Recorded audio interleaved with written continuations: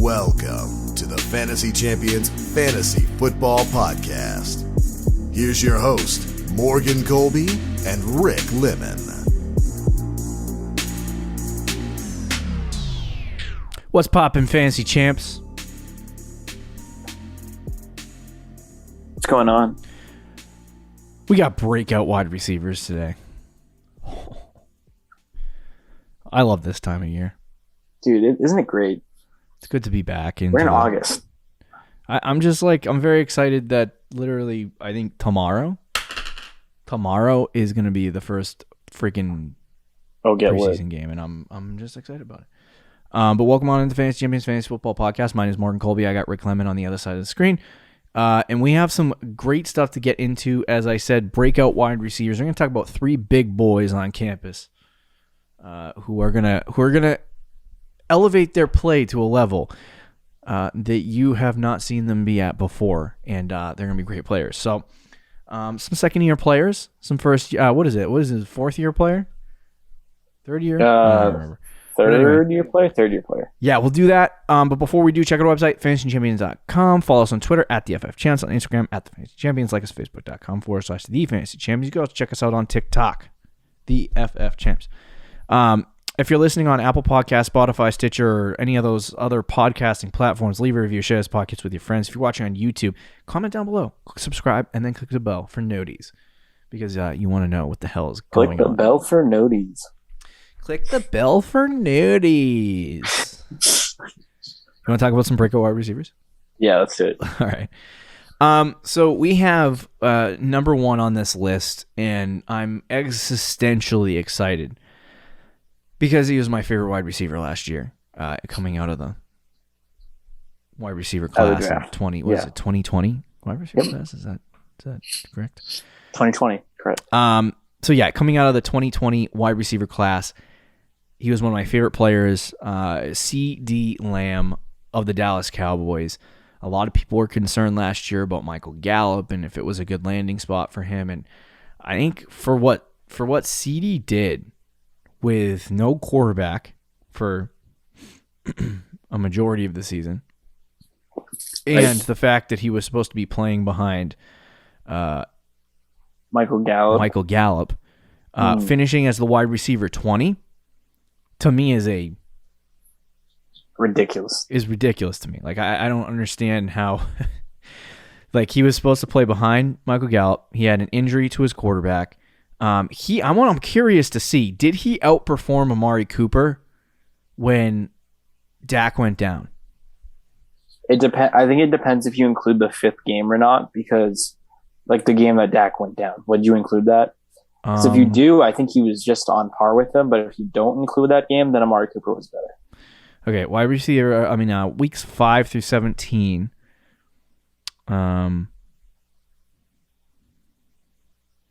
That was after he went CeeDee Lamb was wide receiver 15. Amari Cooper was wide receiver 28. With Dak, really? Obviously, we know. So wide receiver 25, CeeDee Lamb. Wide receiver 28. So without Dak, though, CeeDee Lamb was the number one receiver on the team. Yeah. So, obviously, we saw some really good performances from CeeDee Lamb that get you excited, get you sweaty, get you thinking about breakouts.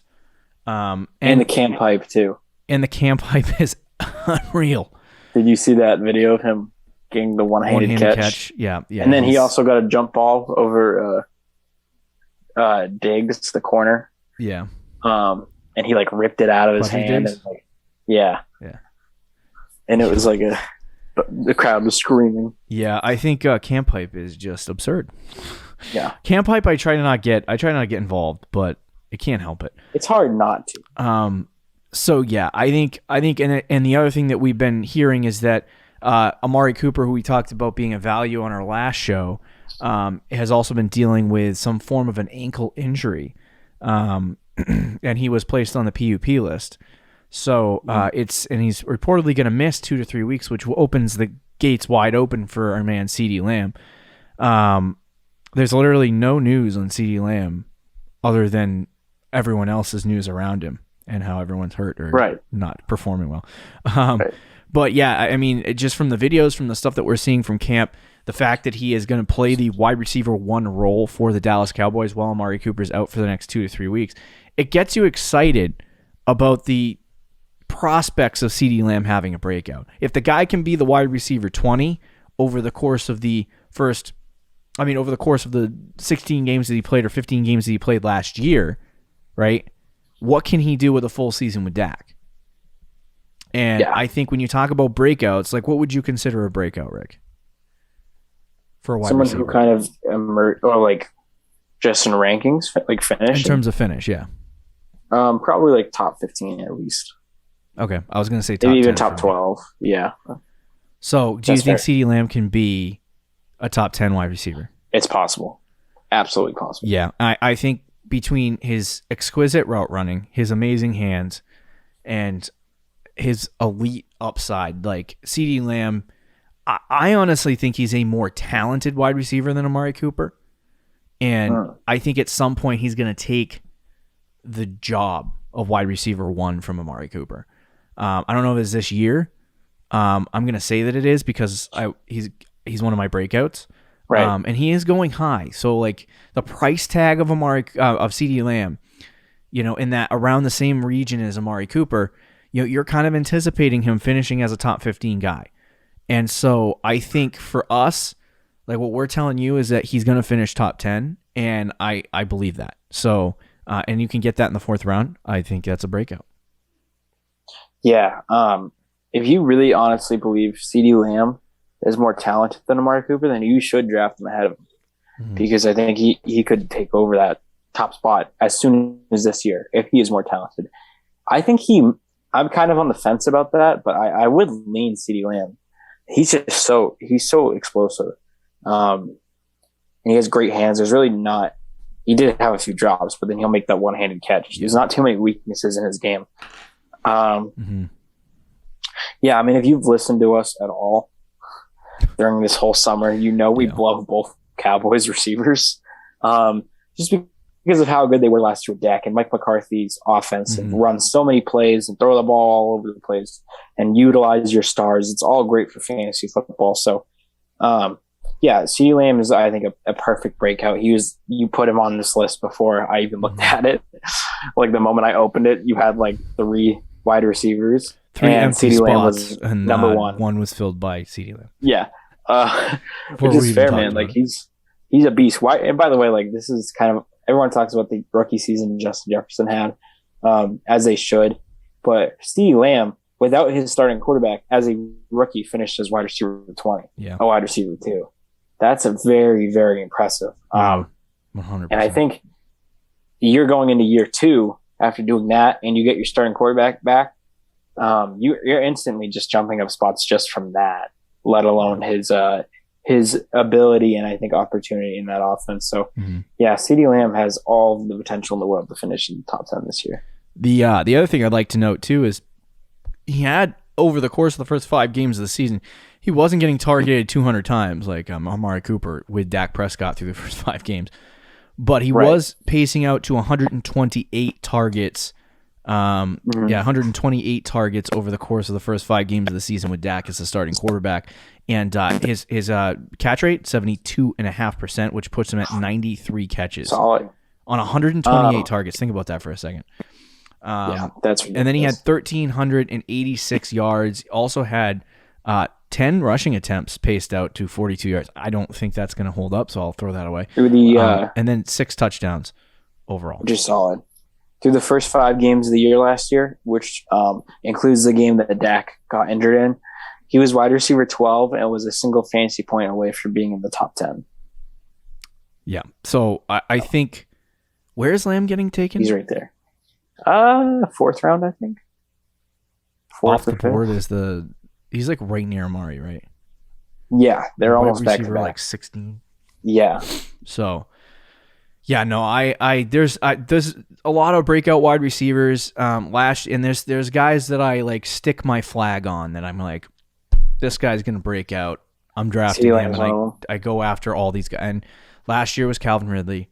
I can't remember who it was the year before, but he did break out. Chris Godwin, thank you. And so this year, that guy for me is CeeDee Lamb. And if CeeDee Lamb does not come out, end up a top 10, wide receiver in fantasy football and break out the way that I anticipate him to, I would be utterly shocked. And sad. So I'm that in on CeeDee Lamb. Yeah. Don't blame you. So number 2, this is Rick. I just talked about a flag pounding into the ground. And yeah. Rick, this is Rick's guy. He's been pounding the table for this man's for years. No, it feels like years now. Ever since he got into the league. This is his third year. So his rookie season, he was one of the top waiver wire pickups, and Rick was like all over him. So, Number 2, Terry McLaurin, breakout wide receiver.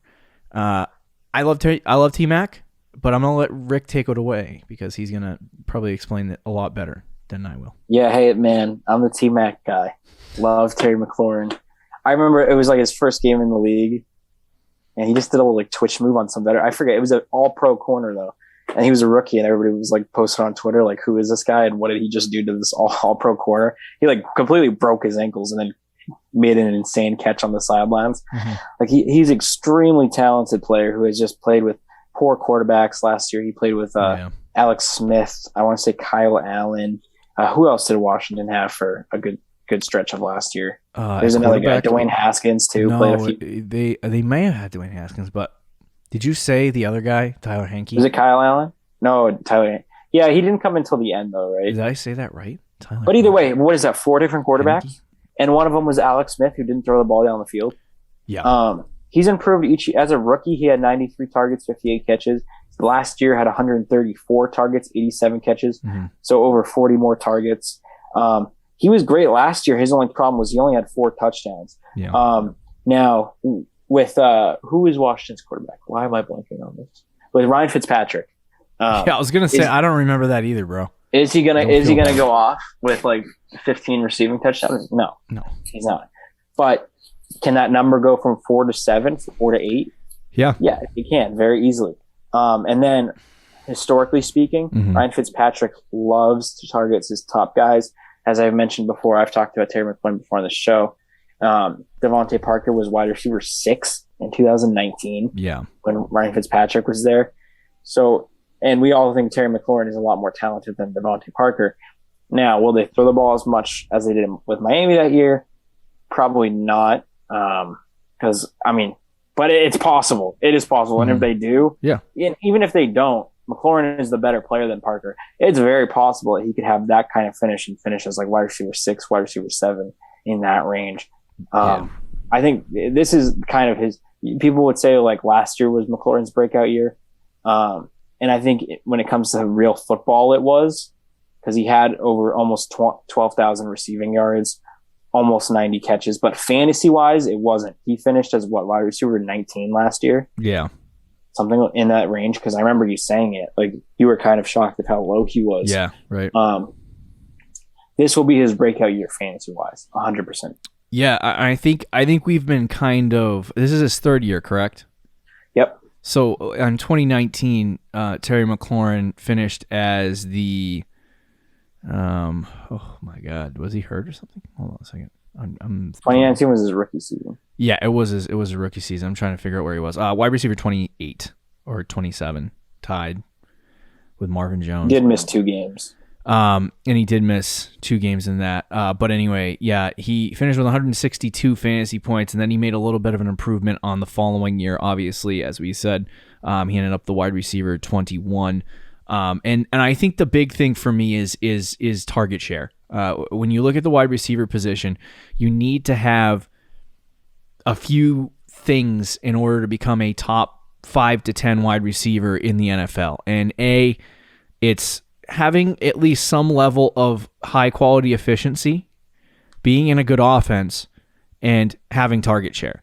Because you can have 2 of those things. If you don't have the target share, you're done.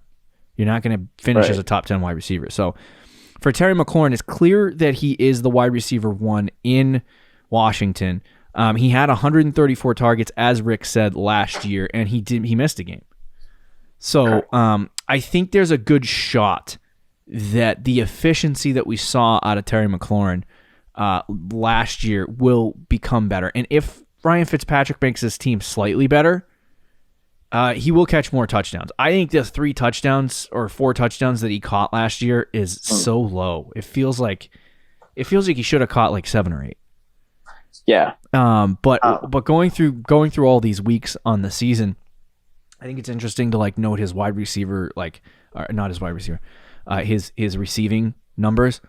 And there was only like, I think 2 or 3 games where he was under 75 yards. Or maybe 4 or 5 games where he was under 75 yards. But they were like they were games where he was at 80 or more like 7 or 8 times. So like he had the ability on the season. Like I would love to see his numbers with just receiving and yardage totals in his fantasy points, not with the touchdowns, and see where he finishes overall with just receiving and with receptions and yards.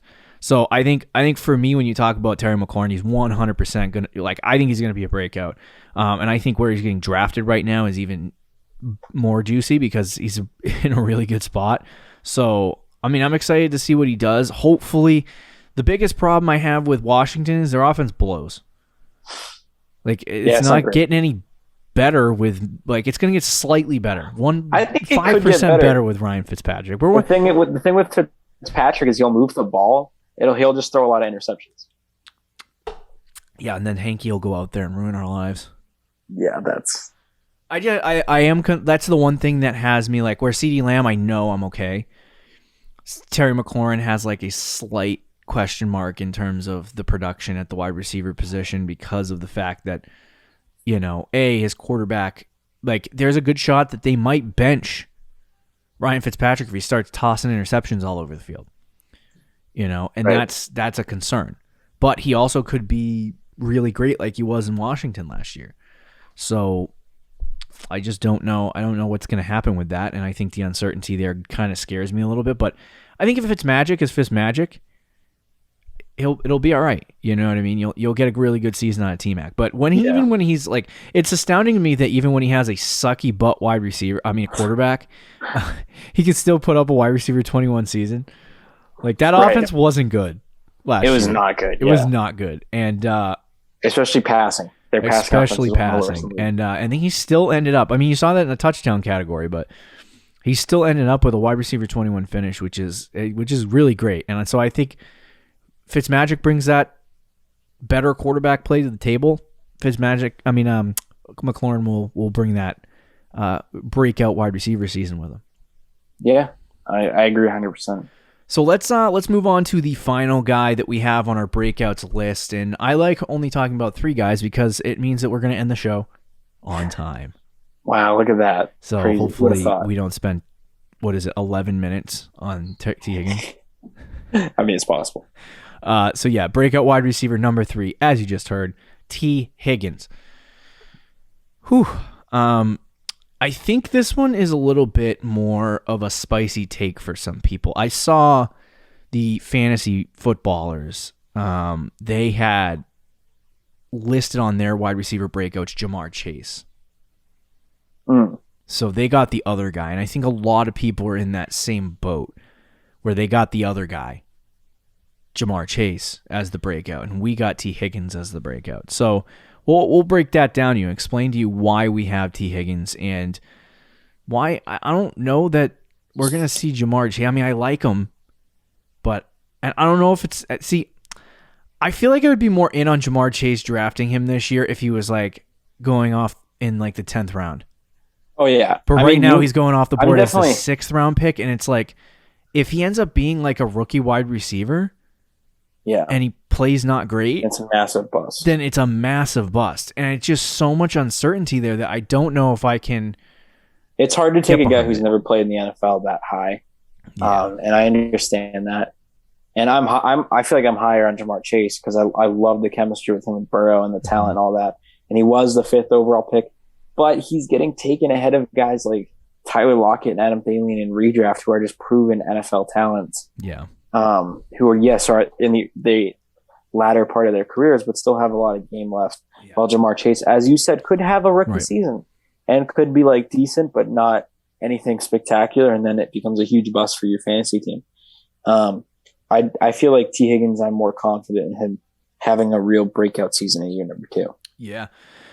So T. Higgins right now, he's going off the board as the wide receiver 28, 75th pick on average, according to Fantasy Pros, which obviously is really great value compared to Jamar Chase's wide receiver 27. So they're going off the board relatively in the same ballpark.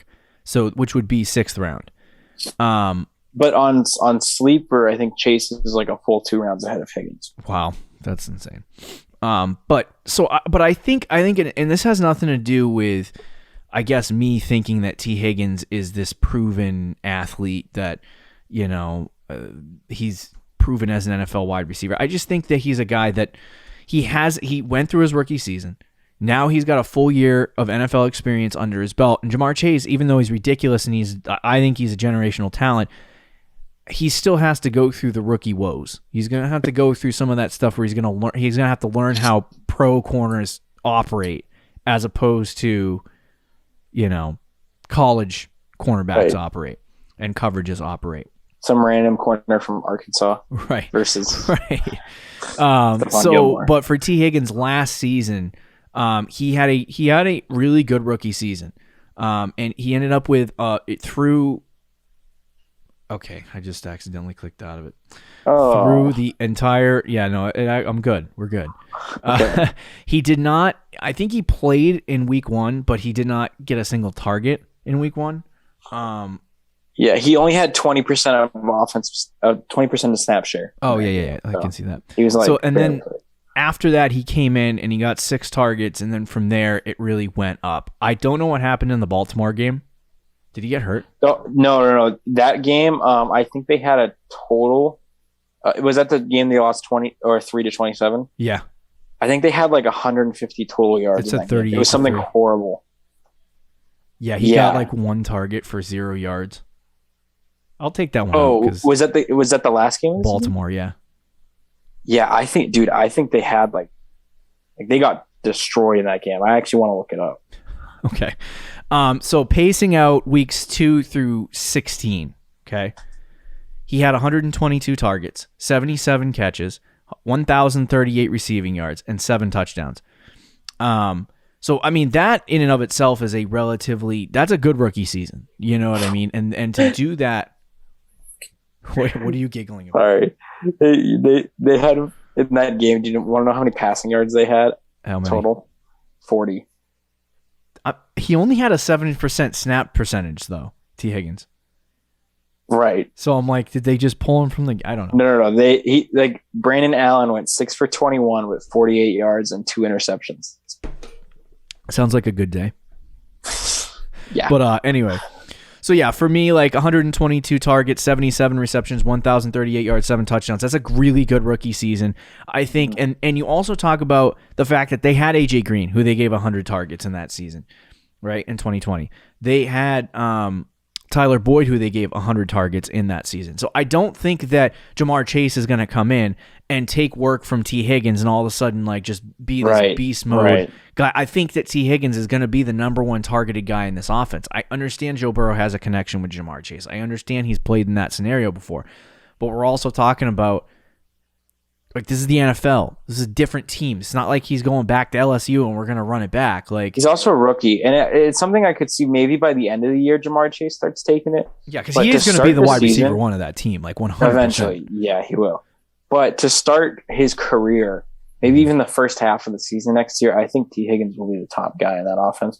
And like you mentioned the key point with like Jamar, even the people that are like pro Jamar Chase and think he's going to be this year's Justin Jefferson and have 100 gazillion targets. Mm-hmm. Like he's more just taking AJ Green's role, who has 104 vacated targets right there for him. He's going to take that AJ Green role. Mm-hmm. He's not going to take away targets from T. Higgins. T. Higgins will still do what T. Higgins did last year, which was good. And then you add Joe Burrow for the full season, because if Joe Burrow played the full season last year, Higgins would have been good. He was wide receiver 15 through weeks 2 to 10, which were the weeks that Joe Burrow played and he also played, because I don't count week 1 because, again, he only had a 20% snap share and they kind of were redshirting him, I guess, for that week. I don't know. Yeah. But, yeah, after that week, Higgins was very, very good. He was on pace for 8 touchdowns, 1,200 yards, 80 catches. And I think that's what he's going to do this year. I think he's very capable of that. And that would put him in like the wide receiver 15, 14 range, which for wide receiver 28 is what you're drafting him as. That's ridiculous. And I think the interesting thing too is that when you look at snap percentage from weeks 2 through 10, right, after that 22% snap percentage, it was 65, 79, 57, 81, 81, 84, 70, 78, 85, right? That was weeks 1 through 10. And then when Burrow went out, it kept going up. Right, it kept going up. He had 91, 92, 90, 90, 100, and then 84% snap percentage against Houston week 16. So it's like if you give T. Higgins a full like snap share, which I would say is about 90 to 95% on the season, I think which he's going to get 100%. I think he ends up with 8 to 10 targets a game and ends up having 120 to 140 targets. He kind of reminds me, because we talk about the Sean McVay connection with this offense, right? And I think when you look at T. Higgins, he kind of reminds me a little bit of Robert Woods, where you're gonna have Jamar Chase play like this, like back in the Los Angeles Rams Super Bowl against the Patriots when Brandon Cooks was on the team. And I think you're gonna see Jamar Chase play this Brandon Cooks role where he's gonna be a field stretcher, right? And he's going to be this elite wide receiver one. And Robert Woods is going to be, he's going to be like or T. Higgins is going to be like a Cooper Kupp or a Robert Woods, where he's going to get, a lot of slot like snaps, but they're going to end up targeting him 130, 140 times, which is going to lead to really great seasons for him. And I think because he's the trusted option in this offense, he's the guy that's most recently played with Joe Burrow. I think just taking Jamar Chase because he has a connection with Joe Burrow in college is a silly example. And I agree that, yes, he's going to have a connection because he's already played with the guy. But Joe Burrow is not just going to throw it to him because he's like, oh, I remember you. It's not going to happen. Yeah. It's going to be if Jamar Chase can get open. If Jamar Chase can get open against these coverages. Especially, I think early eventually, on. But I do believe in Jamar Chase this year. I don't like his price tag, but I think that T. Higgins is definitely, at least for this season, going to have the better performance. I do think that T. Higgins is going to break out and end up a top 12 to 14. I full on was planning to take Jamar Chase in most of our leagues, except now, where he's way too high. But because I do think like second half of the year, you could see, how like last year we saw Brandon Ayuk out of nowhere just start getting like 15 points a week. Right. Like I think Chase could easily do that this year. Right. But I'm not trying to draft that in the 5th round. Right. Exactly. So there you go. There's three breakout wide receivers for the 2021 fantasy football season. It's been interesting. It's been a wild ride. We almost talked about T. Higgins for 11 minutes, so I kind of hate myself for that. But CeeDee Lamb, Terry McLaurin, T. Higgins, get those guys in your league. They're breakout wide receivers, values all over the place. Mock draft tomorrow. See you later, folks. See you. Thank you for listening to the Fantasy Champions Podcast. Make sure you subscribe on iTunes and YouTube and follow us on Twitter @TheFFChamps.